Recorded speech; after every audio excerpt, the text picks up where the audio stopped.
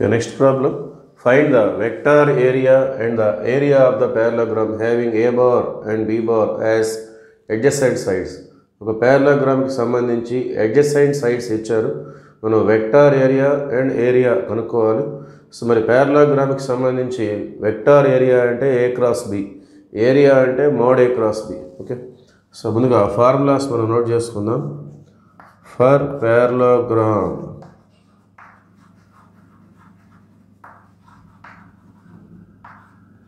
parallelogramకి సంబంధించి vector area is equal to A cross B, A bar cross B bar. Area means modulus of A cross B, where A and B are as adjacent sides. ఏబీలు అనేవి adjacent sides అయినప్పుడు parallelogramకి సంబంధించి vector area అంటే A cross B calculate చేసుకోవాలి, area అంటే modulus of A cross B. Now we have to find A cross B. A bar cross B bar. So cross product కనుక్కోవాలంటే determinant తీసుకుంటాం. So first రోలో IJK, okay, unit vectors represent చేసుకోవాలి. So second రోలో A బార్లో ఉన్నటువంటి IJKల coefficients 1 2 -1, 1 2 -1. So third రోలో B బార్లో ఉన్నటువంటి IJKల coefficients 2 -1 2, 2 -1 2. So let us see this I bar into, so I bar ఉన్నటువంటి రో కాలం వదిలేస్తే remaining 4 elements. First 2 into 2 4, formula -1 into -1 +1 అంటే ఈ మైనస్ అంతే ఉంటుంది. నెక్స్ట్ మైనస్, ఇది ఫార్ములా మైనస్, సెకండ్ ఎలిమెంట్ జే బార్. సో దీన్ని మనం R1 పరంగా ఎక్స్పాండ్ చేస్తున్నాం. This is R1, this is R2, this is R3. So second element J. So J bar ఉన్నటువంటి రోని కాలంని వదిలేస్తే ఈ 4 ఎలిమెంట్స్ తీసుకోవాలి. ఫస్ట్ ఈ రెండు మల్టిప్లై చేసుకోవాలి.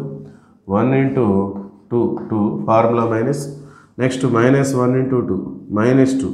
సో మైనస్ మనకి +2 వచ్చేస్తుంది. ప్లస్ కే బార్ ఇంటూ కే బార్ ఉన్నటువంటి రో కాలం వదిలేస్తే remaining 4 1 2 2 -1. First 1 into -1 -1. Next formula minus, so 2 2 4. So 4 -1 3 I bar. Therefore vector area is equal to 3 I bar 2 + 2 4 -4 J bar -5 K bar.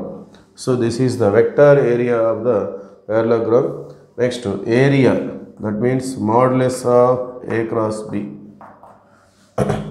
So దీనికి మనం మాడ్యులస్ క్యాలిక్యులేట్ చేసుకోవాలి. That means modulus అంటే ఇక్కడ ఉన్నటువంటి ఐజేకేల coefficients అన్నిటిని స్క్వేర్ చేసి యాడ్ చేసుకోవాలి under root.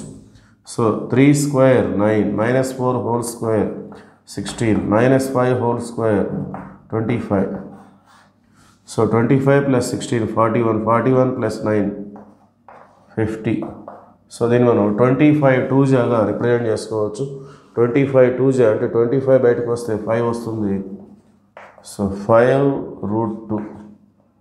Okay, therefore vector area is equal to 3I - 4J -5K.